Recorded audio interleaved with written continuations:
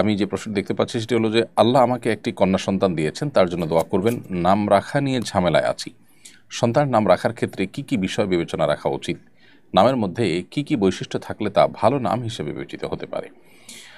দোয়া করি আল্লাহ তাআলা আপনার কন্যা সন্তানকে আপনাদের পরিবারের সবাইয়ের চক্ষু শীতলকারী সন্তান হিসাবে কবুল করুন, এবং সেই সাথেই শয়তানের সকল ষড়যন্ত্র থেকে, শয়তানের সকল আক্রমণ থেকে তাকে আল্লাহ তাআলা হেফাজতে রাখুন।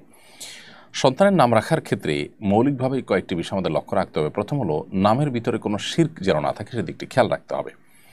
যেমন আবদুল্লাহ, আব্দুর রহমান এই নামগুলোর মাধ্যমে আমরা আল্লাহর দাসত্বের প্রকাশ এবং প্রমাণ দিয়ে থাকি, স্বীকৃতি দিয়ে থাকি। এখানে যদি এমন কোনো নাম থাকে যেমন আব্দুল উজ্জা বা আব্দুল অমুক তমুক এমন কিছু থাকে যেগুলো আসলে শিরকের পর্যায়ে যায়, তাহলে সেক্ষেত্রে সেরকম নাম রাখা যাবে না। আল্লাহ ছাড়া অন্য কারোর গোলাম হিসাবে কেউ নিজের নাম রাখলো, যেমন আব্দুল মুস্তাফা রাখলো, মুস্তাফার গোলাম, তো সেক্ষেত্রে এরকম শিরকপূর্ণ নাম থেকে আমাদের বিরত থাকতে হবে, এগুলো রাখা থেকে। দ্বিতীয়ত, অমুসলিমদের সঙ্গে যে সমস্ত নামগুলো তাদের সাথে সামঞ্জস্যতা রাখে বা তাদের বিশেষণ আছে এরকম নাম মুসলমানদের সন্তানদের জন্য রাখা, এটিও নিষিদ্ধ এবং নাজায়েজ। এবং সেই সাথে যে নামের অর্থ মন্দ, সেটার অর্থের মধ্যে খারাপ কিছু আছে সেটা। আর 4 নম্বর হলো, যেই নামের মধ্যে অহমিকা প্রকাশ পায় এরকম কিছু বা নিজের বড়ত্ব এবং পবিত্রতাকে প্রকাশ করবার জন্য নাম ধারণ করা, সেগুলো মূলত নিষিদ্ধ। এই মৌলিক বিষয়গুলোকে মাথায় রেখে যদি আমরা নামকরণ করি ইনশাআল্লাহ ঠিক আছে। কোনো নাম, ব্যক্তির নামের মধ্যে পুততা, পবিত্রতা, তার ভালো দিক প্রকাশ হতে পারে, সেটা সমস্যা নেই, কিন্তু এটা প্রকাশ করার উদ্দেশ্যে নামকরণ করা, বিশেষ করে যেটা নিছকই অহমিকারী আপনার বার্তা বহন করে, সেরকম নাম রাখা, বিশেষ করে অহমিকা প্রদর্শনের উদ্দেশ্যে, সেটি নাজায়েজ। আর নাম রাখার ক্ষেত্রে আমাদের কয়েকটি স্তর আছে। সবচেয়ে ভালো নাম রাখা হবে তখন যদি আমরা আবদুল্লাহ, আব্দুর রহমান রাখি। নবী সাল্লাল্লাহু আলাইহি ওয়াসাল্লাম পরিষ্কারভাবে হাদিসে বলেছেন আবদুল্লাহ, আব্দুর রহমান হলো সবচেয়ে উত্তম নাম। দ্বিতীয় স্তর হলো আবদুল্লাহ, আব্দুর রহমানের পর আল্লাহর আরও যে গুণবাচক নামগুলো আছে সেই সব নামের শুরুতে আব্দুন যুক্ত করে যে সমস্ত নাম রাখা হয়, যেমন আব্দুস সবুর, আব্দুল কাদের, আব্দুর রহিম ইত্যাদি ইত্যাদি যে নামগুলো আছে সেগুলো। মেয়েদের ক্ষেত্রে এই সব নামের ক্ষেত্রে শুধু আমাতুন যুক্ত করলেই হয়ে যাবে, আমাতুল্লাহ, আমাদুর রহমান, আমাদুস সবুর ইত্যাদি ইত্যাদি। আর তৃতীয় নম্বর যে নামগুলো সেগুলো হলো নবী রাসূলদের নাম। যে সমস্ত নবী রাসূলদের নাম কোরআনে এসেছে, হাদিসে এসেছে, তাদের নামে নামকরণ করা। মেয়েদের ক্ষেত্রে মেয়েদের নবী রাসূলদের পরিবারের কারোর নাম থাকলে সেগুলো আমরা অনুসরণ করতে পারি, ঈমানদার তাদের পরিবার, বংশধরদের, সহচরদের। আর চতুর্থ হলো সাহাবায়ে কেরাম, তাবেঈ এবং নেককার যে সমস্ত পূর্বসূরীরা চলে গেছেন তাদের নামে নামকরণ করা। এবং 5 নম্বর হলো যে কোনো সুন্দর অর্থবহ নাম রাখার ক্ষেত্রে 5টা স্তর মাথায় রেখে আপনি নাম রাখতে পারেন সন্তানের। মুহররম মাস শুরু হলো, এ মাসের কি বিশেষ কোনো ফজিলত আছে? এ মাসের করণীয় বর্জনীয় সম্পর্কে জানাবেন। হিজরি নববর্ষ উদযাপনের শরীয়ত সম্মত পদ্ধতি কী? মুহররম মাসে আজকে প্রথম দিনটি গত হলো, অর্থাৎ 1447 হিজরি সালের প্রথম দিনটি আজকে গত হলো, এবং ইতিমধ্যে দ্বিতীয় তারিখ অর্থাৎ 2রা মুহররম শুরু হয়ে গেছে। তো এই মুহররম মাসটি বছরের হিজরি বর্ষের প্রথম মাস। এই মাসটির নানান তাৎপর্যপূর্ণ দিক আছে। সবচেয়ে গুরুত্বপূর্ণ তাৎপর্যের দিক হলো যে এটি সম্মানিত 4 মাসের একটি, এবং সম্মানিত 4 মাসের মধ্যে সবচেয়ে সম্মানিত মাস বলতে পারি রমজানের পরে সবচেয়ে ফজিলতপূর্ণ মাস হলো এই মাসটি, সম্মানিত মাস। যে মাসকে নবী সাল্লাল্লাহু আলাইহি ওয়াসাল্লাম শাহরুল্লাহ বা আল্লাহর মাস বলে আখ্যায়িত করেছেন, যদিও সব মাসই আল্লাহর, কিন্তু এটির বিশেষ মর্যাদা এটা প্রমাণ করে আল্লাহর মাস বলাতে নবী সাল্লাল্লাহু আলাইহি ওয়াসাল্লামের পক্ষ থেকে। দ্বিতীয়ত হলো এই মাসের করণীয়। এ মাসে আমরা বেশি বেশি করে নফল রোজা রাখার চেষ্টা করব, কারণ নবী সাল্লাল্লাহু আলাইহি ওয়াসাল্লাম বলেছেন আফদালুস সিয়ামি বা'দা রমাদান শাহরুল্লাহিল মুহাররম, রমজানের পরে সবচেয়ে উত্তম রোজা হলো আল্লাহর মাস মুহররম মাসের রোজা। দ্বিতীয়ত হলো এই মাসে আশুরার দিন রয়েছে, অতএব আশুরার দিন উপলক্ষে বিশেষভাবে 2 দিনব্যাপী রোজা রাখা, 9 এবং 10ই মুহররম, অথবা আপনার 10 বা 11ই মুহররম, এই দিন 2টা দিন রোজা রাখা হলো সুন্নাহ। এবং সেই সাথে এই দিনে আল্লাহ রাব্বুল আলামিন পূর্বের বিভিন্ন জাতিকে আল্লাহ তাআলা তাদের তওবা কবুল করেছেন, অনেককে আল্লাহ তাআলা উদ্ধার করেছেন, যেমন নাকি মূসা আলাইহিস সালামের নেতৃত্বে বনী ইসরাঈলকে আল্লাহ তাআলা বিপদ থেকে উদ্ধার করেছেন। তো আরও অনেক ঘটনা এই দিনে ঘটেছে, সেই কারণে এই দিনটি নানা কারণে তাৎপর্যপূর্ণ, এই দিনটি রোজা রাখা। আর মুহররমকে কেন্দ্র করে নানা রকমের আমাদের দেশে বিভিন্ন রকমের হয়ে থাকে, বিদআত এবং অপসংস্কৃতি চলমান আছে। সেগুলো থেকে আমাদেরকে বিরত থাকতে হবে, যেমন মাতম তাজিয়া মিছিল ইত্যাদি করা। এই দিনে অর্থাৎ আশুরার দিনে কালবারাতে হোসেন রাদিয়াল্লাহু তাআলা নবী সাল্লাল্লাহু আলাইহি ওয়াসাল্লাম প্রিয় দৌহিত্র তিনি শাহাদাত বরণ করেছেন নির্মমভাবে জালিমের হাতে। সন্দেহাতীতভাবে এটি আমাদের জন্য বেদনাদায়ক একটি অধ্যায়, কিন্তু সেটাকে কেন্দ্র করে সারা জীবন বা বছরকে বছর শোক পালন করা এটা শরিয়া সিদ্ধ নয়। নবী সাল্লাল্লাহু আলাইহি ওয়াসাল্লাম তার ওয়াফাতেও আমরা এই ধরনের শোক পালন করি না। সবচেয়ে বড় কথা হলো নবী সাল্লাল্লাহু আলাইহি ওয়াসাল্লাম নিজে পরিষ্কারভাবে বলেছেন যে 3 দিন পর আর কোনো শোক পালন করা যাবে না, সর্বোচ্চ 3 দিন পর্যন্ত শোক পালন করা চলবে। একজন নারী যিনি স্বামী হারিয়েছেন, স্বামী মারা গেছেন, তার তিনি 4 মাস 10 দিন পর্যন্ত শোক পালন করবেন। এছাড়া আর কোনো বছরকে বছর ধরে শোক পালন করার কোনো অপশন শরীয়তে নেই। সেসব কারণে তাজিয়া মিছিল ইত্যাদি এবং শোকের পোশাক পরা, মাতম করা, নিজের দেহে নিজে আক্রমণ করা এবং আরও নানাবিধ আপনার বিদআত আমাদের সমাজে প্রচলিত আছে, সেগুলো মুহররমকে কেন্দ্র করে আমরা বর্জন করে চলতে হবে, কারণ এগুলোর সাথে ইসলামের কোনো সম্পর্ক নেই। খিলক্ষেতে রেলের জমিতে মন্দিরের সাইনবোর্ড স্থাপন করা হয়েছিল। সে মন্দিরের সাইনবোর্ড উচ্ছেদ করায় সেকুলারদের একটা অংশ সরকারের সমালোচনা করছে এবং ধর্মপ্রাণ মুসলমানদের সমালোচনাও করছে। সরকারের জমিতে মন্দির নির্মাণের উদ্যোগকে কীভাবে দেখেন?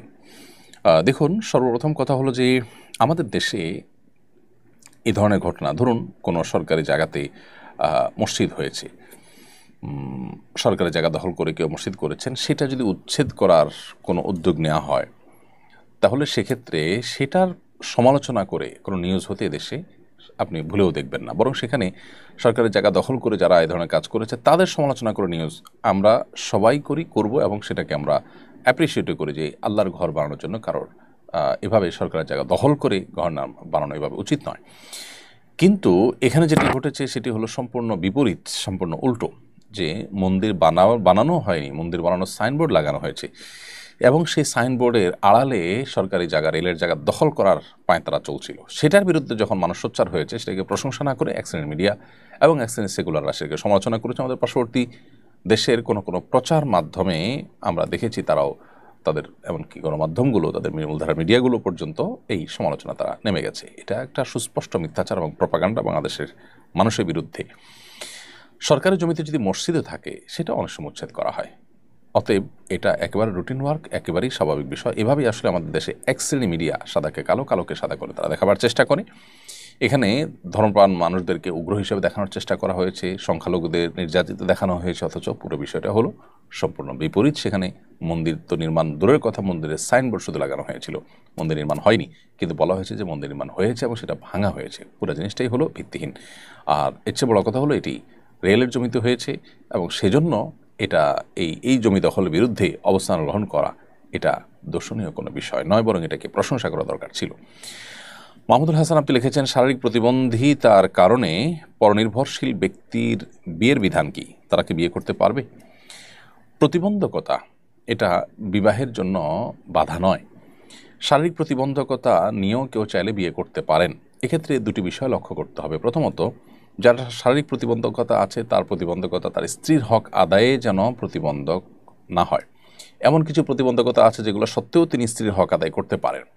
ভরণ পোষণের বিষয়টা হলো তিনি তার ভরণ পোষণ নিজে দিতে না পারলে তার পক্ষ থেকে তার বাবা, ভাই, অন্য কেউ যদি দায়িত্ব পালন করেন তাতেও হয়ে যাবে।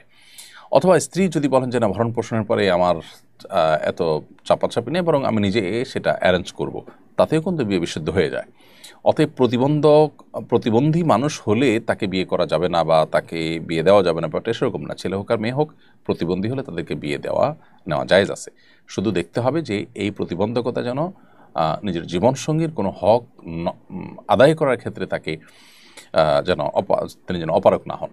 আর দ্বিতীয়ত যে বিষয়টি সেটি হলো যে তার যে সঙ্গিনী তিনি যদি এ বিষয়টি জানেন যে তিনি এই দিক থেকে প্রতিবন্ধী, তাহলে সেক্ষেত্রে সেটা জানা সত্ত্বেও তিনি যদি রাজি থাকেন তাহলে বিবাহ সম্পূর্ণ বিশুদ্ধ। শরীয়ত সেখানে কোনো প্রকার ইন্টারফেয়ার করে না।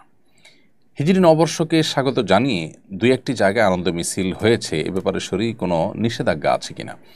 হিজরি নববর্ষকে স্বাগত জানিয়ে মিছিল করা এটা মূলত ইসলামিক কোনো কালচার না, এটা পাশ্চাত্য কালচার, যেটি মুসলমানরা ওদেরকে দেখে দেখে অনুকরণ করছে, যেটি দুর্ভাগ্যজনক। নবী করিম সাল্লাল্লাহু আলাইহি ওয়াসাল্লাম বলেছেন, লাতাত্তাবিউন্না সুনানা মান কানা ক্বাবলাকুম শিবরান বিশিবরিন ওয়া দিরাআন বিজরাইন আও কামা ওয়ারাদা ফিল হাদিস। নবী সাল্লাল্লাহু আলাইহি ওয়াসাল্লাম বলেছেন, তোমরা তোমাদের পূর্ববর্তী জাতি যারা তোমাদের পূর্বে যারা পৃথিবীতে এসেছে তাদেরকে তোমরা অনুসরণ করবে একেবারে হা তারা ১ গজ হাঁটলে তোমরা সেই ১ গজ হাঁটবে, তারা ১ বিঘত পরে পা রাখলে তোমরা ১ বিঘত পরে পা রাখবে, অর্থাৎ তাদের পদাঙ্ক অনুসরণ করবে।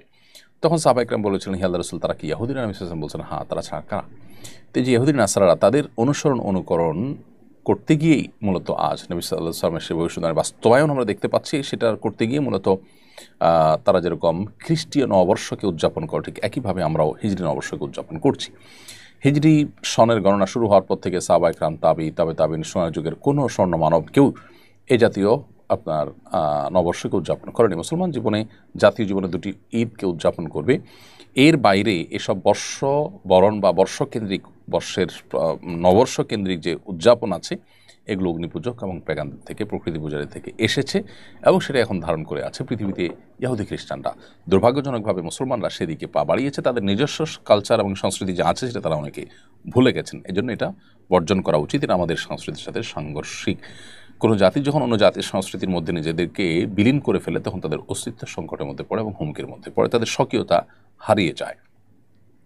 আমি 25 বছর বয়সী একজন যুবক। আমার পরিবার বারবার বিয়ের জন্য চাপ দিচ্ছে, কিন্তু আমি এখনও মানসিকভাবে প্রস্তুত নই এবং দিনদার কোনো পাত্রীর খোঁজও পাইনি। আমি চাই সময় নিয়ে সিদ্ধান্ত নিতে, কিন্তু এতে পরিবার আমার প্রতি বিরক্ত। আমি কি গুনাহগার হচ্ছি? এটা কি পিতামাতার অবাধ্যতা হিসাবে বিবেচিত হবে? যদি আপনি 25 বছর বয়সী যুবক হয়ে থাকেন, তাহলে বিবাহের যথেষ্ট বয়স আপনার হয়ে গেছে। এমত অবস্থায় আপনার চরিত্র হেফাজতের জন্য বিবাহ করাটাই হলো শরিয়ার নির্দেশনা। সেক্ষেত্রে আপনার পরিবার যখন বিবাহের জন্য আপনাকে চাপ দিচ্ছেন, তাহলে সেটা শরিয়ার চাহিদাকেই তারা বাস্তবায়ন করতে চাচ্ছেন। তাদের এই চাপ দেওয়াটা অযৌক্তিক নয়। এখন প্রশ্ন হলো যে আপনি এই মুহূর্তে বিবাহ করার জন্য শারীরিকভাবে প্রস্তুত কিনা। শরিয়ার দৃষ্টিকোণ থেকে মোহর এবং স্ত্রীর ডাল ভাত জোগাড় করার মতো অবস্থা থাকলেই আপনি বিবাহ করতে পারেন। বিশেষ করে যদি চরিত্র হেফাজত করাটা ডিফিকাল্ট হয়, এই যুগে সবার জন্য ডিফিকাল্ট, পরিবেশটাই অত্যন্ত চ্যালেঞ্জিং। তো এই পরিবেশে যদি আপনি বিবাহ করলে আপনার ঈমান, আমল, আপনার তাকওয়া, চরিত্র হেফাজত করতে সহজ হয়, তাহলে বিবাহ করাটা আপনার কর্তব্য। একদিকে আপনি উপযুক্ত বয়স হয়েছে আপনার, দ্বিতীয়ত হলো বাবা মার নির্দেশ আছে, তৃতীয়ত হলো আপনার বিবাহের নিড আছে, এবং চতুর্থত হলো আপনার সামর্থ্য আছে। তাহলে আপনার তাদের এই নির্দেশনাকে ডিনাই করাটা অন্যায়। হ্যাঁ, আপনি যদি উপযুক্ত পাত্রী খোঁজার জন্য যৌক্তিক সময় নেন, যে 2 মাস, 4 মাস, 6 মাস, তাহলে সেক্ষেত্রে সেটা অন্যায় হিসেবে বিবেচিত হবে না। কারণ অপাত্রে উপযুক্ত ক্ষেত্রে আপনাকে বিবাহ করতে শরীয়ত নির্দেশ করে না। তবে অহেতুক আপনি মাসকে মাস, বছরকে বছর বিলম্ব করবেন, তথাকথিত পায়ে দাঁড়াবার নাম করে অনেক বেশি দেরি করবেন, এই সমস্ত বিষয়গুলো যদি আপনাকে বিলম্ব করতে উদ্বুদ্ধ করে, তাহলে সেটা হবে আপনার ভুল। তবে বাবা মার এই নির্দেশনা আপনার জন্য মানাটা ফরজ নয়, বিশেষ করে যখন সেটি বাস্তবায়ন করাটা আপনার জন্য চ্যালেঞ্জিং। আপনি দিনদার পাত্রী পাচ্ছেন না, একটু সময় নিচ্ছেন, খুঁজছেন, তাহলে এক্ষেত্রে আপনার বাবা মার চাপাচাপিতে আপনার বদ্দিনদার কোনো মেয়ে, যেন তেন কোনো মেয়ে বিয়ে করতে আপনি বাধ্য নন। এটি হলো মৌলিক কথা।